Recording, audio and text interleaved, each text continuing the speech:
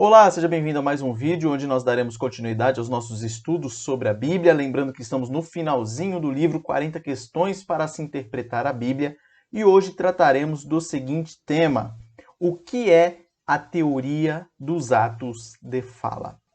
Neste final do livro, nós estamos tratando daqueles assuntos que estão sendo discutidos na atualidade. Dentre esses diversos assuntos, nós temos essa teoria.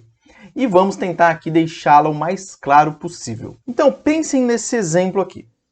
Quando a esposa chega e diz assim: "Nossa, que cheiro horrível que está nessa cozinha." Será que ela apenas quer falar que tem um cheiro ruim? Ou será que ela está querendo dizer para o marido tirar o lixo que está ali ou solucionar o problema que está causando o cheiro ruim? Então, quando a esposa diz: "Nossa, que cheiro horrível está nessa cozinha", geralmente isso tem como consequência que o marido tome uma atitude, que ele haja. Ou seja, ele vai responder: "Já vou levar o lixo, amada esposa." Ou seja, as palavras da esposa, nesse exemplo, além de mostrarem um fato, ou seja, o cheiro estava ruim, pede uma ação que desencadeia outra ação, ou seja, o seu marido remove o lixo. Então, a teoria dos atos de fala, nós podemos defini-la como sendo o reconhecimento de que a linguagem, em suas raízes, se baseia em ação. Temos uma outra definição também que diz: palavras nos contextos não apenas significam alguma coisa, elas podem fazer alguma coisa. Palavras fazem coisas, bem como ensinam coisas. O que nós temos que ter em mente é que quando você tem uma narrativa bíblica, por exemplo, quando você tem um texto normativo nas Escrituras, ali não está apenas querendo te mostrar aquilo que aconteceu. Quer te ensinar algo, quer fazer com que você tome atitudes, quer fazer com que você haja de determinada maneira. E é sobre isso que nós estamos falando. Um pouco de contexto histórico. A história dessa teoria dos atos de fala, como movimento linguístico e filosófico, ele tem suas raízes, ou ela, na verdade, teoria, tem suas origens nas palestras de John Austin na Universidade de Harvard em 1955. Tem-se entendido a teoria como um avanço no entendimento da maneira como a linguagem funciona, justamente para não cairmos naquele erro, como eu tinha dito anteriormente, de você apenas pensar que são palavras e nada mais, apenas querem te trazer uma informação, mas você ignora que elas têm o objetivo de fazer com que você tome uma atitude, principalmente no que se refere às Sagradas Escrituras. Vamos falar de uma coisa aqui complicada, que são os nomes utilizados dentro da teoria, mas fique tranquilo, não precisa decorar essas palavras difíceis, apenas entenda o contexto. Você aprendendo o contexto delas já vai te ajudar bastante. Então, quais são esses vocabulários? Primeiro, ato locucionário. O significado do pronunciamento no que diz respeito ao sentido normal de vocabulário e gramática. É o sentido da palavra, simples assim. Esse é o ato locucionário.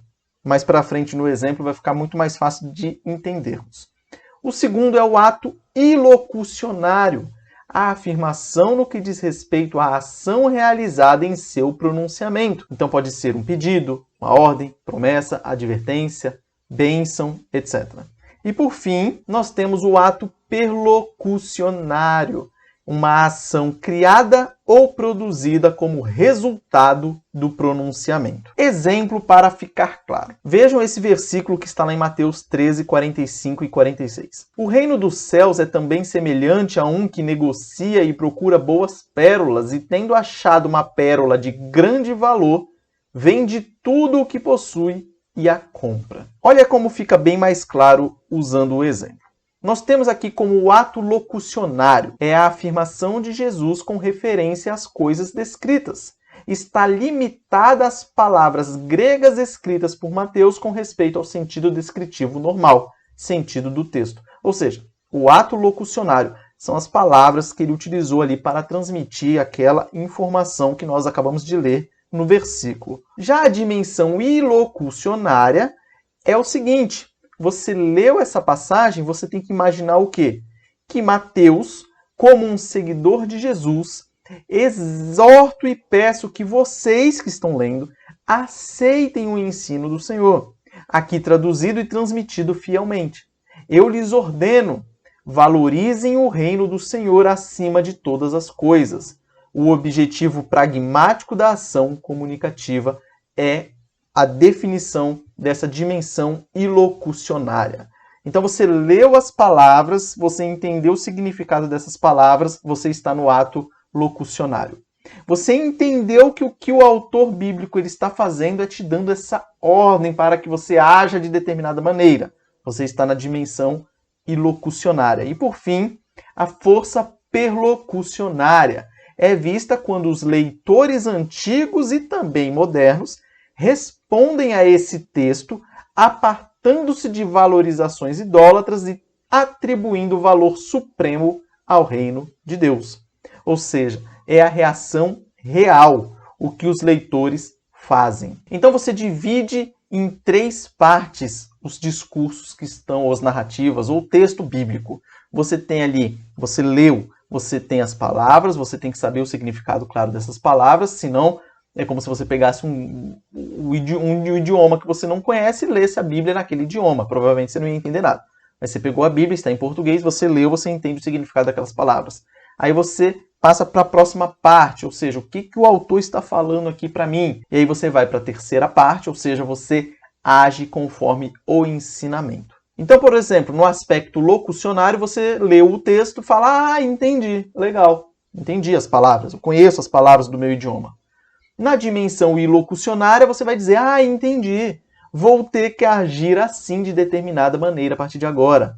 Você está na segunda fase. E na terceira, na força perlocucionária, você entende, sente a força ilocucionária, ou seja, o que o texto está querendo que você faça, e você vai e faz. E você vai e age. Então, o que essa teoria quer mostrar? Quer mostrar que o texto ele não é apenas um texto. Ele quer que você haja de determinada maneira. E agora que nós já entendemos que a palavra de Deus não são apenas textos e apenas não querem contar alguma coisa nem matar a sua curiosidade, nós temos alguns textos bíblicos que vão nos dizer ou nos mostrar o que o poder da palavra de Deus efetua. E você vai ver a força que tem a palavra de Deus. Então, lá em Gênesis 1:3, disse Deus: haja luz e houve luz. Então, qual foi o poder da palavra de Deus aqui? O que ela efetuou? Ela criou. Então, a palavra de Deus, ela cria. Lá no Salmo 33:9, pois ele falou e tudo se fez. Ele ordenou e tudo passou a existir. Ou seja, qual é o poder da palavra de Deus aqui? Criação. Salmo 147, de 15 a 18, diz: Deus envia suas ordens à terra e sua palavra corre velozmente, dá a neve como lã e espalha a geada como cinza. Ele arroja o seu gelo em migalhas. Quem resiste ao seu frio? Manda a sua palavra e o derrete. Faz soprar o vento e as águas correm. Qual foi o poder exercido aqui pela palavra de Deus?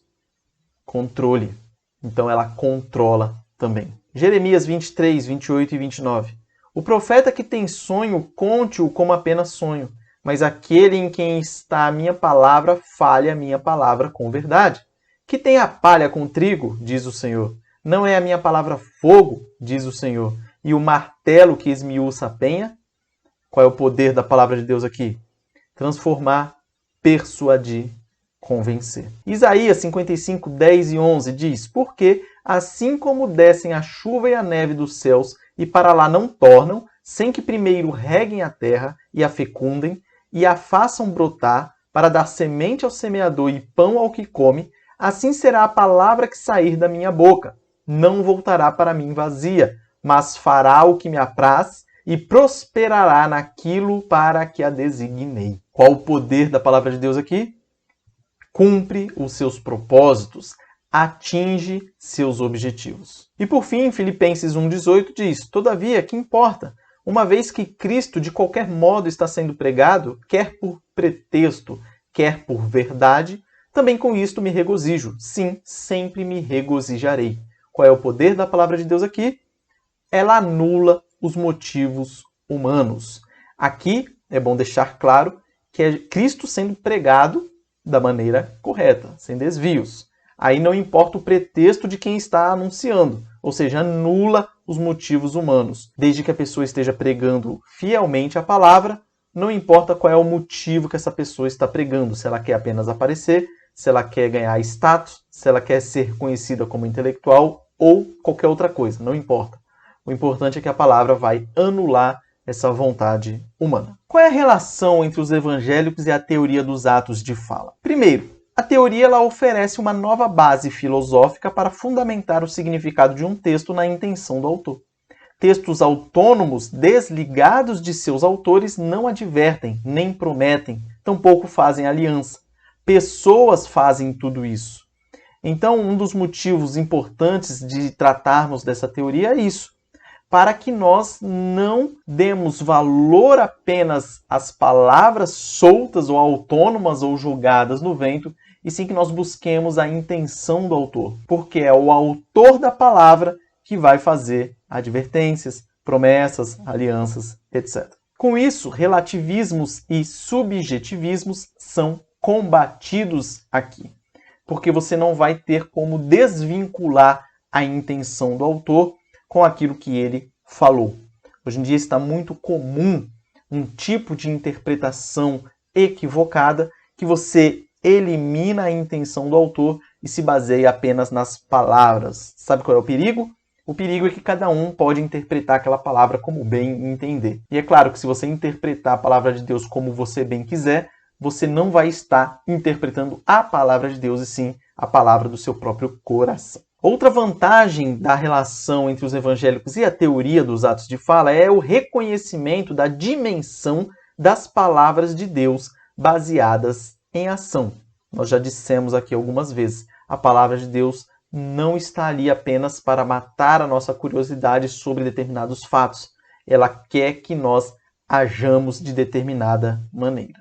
As palavras da Escritura não são apenas proposições, mas têm uma missão. E como os evangélicos são interessados em obedecer a palavra como a palavra de Deus, consequentemente, a teoria oferece um campo fértil para explicar possíveis relações entre a intenção divina, a intenção do autor humano, as implicações modernas e a obediência fiel a essas implicações. Então, olha que interessante. Você tem Deus inspirando, você tem autores inspirados por Deus escrevendo a palavra de Deus, que tem impacto e aplicação desde a época em que foram escritas até os dias de hoje. Então a teoria ela vai lembrar o intérprete do seu componente de ação inerente. Ele não vai ignorar que há ali um elemento de ação naquele texto. Ela busca despertar os ouvintes para uma dimensão de ação, e não apenas de passividade, de receber aquilo, entrar por um ouvido e sair pelo outro. Vejam esse exemplo prático aqui da teoria sendo aplicada e você vai ver como facilita o entendimento. Lá em Atos capítulo 2, dos versículos 14 ao 36º, vai trazer o sermão de Pedro no dia de Pentecostes. Vamos analisar esse texto. Depois do sermão de Pedro no Pentecostes, o povo perguntou para ele: o que devemos fazer? E Pedro disse: arrependam-se e sejam batizados. Você vê isso nos versículos 37 e 38. E muitos fizeram isso. Aqui você vê a teoria que estamos tratando sendo aplicada. Ou seja, o apóstolo Pedro pregou, falou palavras que o povo entendeu que aquelas palavras eram para resultar em alguma ação, perguntaram para ele, ele respondeu e eles foram lá e agiram. Você vê os três elementos aqui juntos. Ou seja, colocando a teoria dentro do texto que nós analisamos agora, a gente vai perceber que Pedro quis que suas palavras transmitissem sentido. É o primeiro ato que nós falamos lá a respeito da locução, o ato locucionário. Então, ele quis que as palavras transmitissem sentido, ele não falou outras línguas outros idiomas, no caso, que o povo não entendia. Ele quis que essas palavras gerassem ação, ou seja, a ilocução, e parte do público realizou as ações perlocucionárias corretas, ou seja, se arrependeram e se batizaram. E aí a gente tem que analisar o seguinte, que quando Lucas ele escreve essa passagem, ele deseja que seus leitores sejam influenciados, ensinados e inspirados por essa narrativa. Então o que Lucas quer quando ele conta essa narrativa para a gente? Ele quer que nós entendamos o que ele escreveu, ele quer que nós entendamos que nós precisamos agir e nos mostra o que fazer. Então ele tem essa intenção, que nós também, da mesma forma como os ouvintes originais lá no Pentecostes, que nós também nos arrependamos dos nossos pecados e que nós sejamos batizados. É isso que ele quer mostrar com o texto. Então, Atos 2, 37 a 47 é aplicado corretamente quando os leitores de Lucas agem como o público de Pedro, ou seja, arrependimento, batismo e participação na comunidade cristã. Qual a conclusão que nós chegamos de tudo isso que nós falamos aqui? Primeiro, que a teoria dos atos de fala é útil para determinar a questão atual de uma passagem bíblica. Ela também entende as declarações como ativos influenciadores de comportamento. E também os autores bíblicos não apenas afirmaram coisas, mas desejaram que seus leitores fizessem coisas. Então isso nos mostra que nós não podemos ser apenas ouvintes passivos da palavra de Deus. Nós temos que entendê-la, nós temos que sentir o desejo de fazer e nós temos que fazer, mão na massa. Nós temos que agir, certo? Se ficou alguma dúvida de tudo isso que nós falamos, mande aí nos comentários. Como eu já disse lá no início, não se preocupe com os termos em si, apenas entenda esse contexto de interpretar corretamente as palavras, de entender que aquilo quer que você faça alguma coisa, e aí você vai e faz essa coisa que está escrita lá na palavra de Deus e que Deus quer que você faça. Beleza? Um forte abraço, que Deus abençoe a sua vida e abençoe essa semana que se inicia. Até a próxima!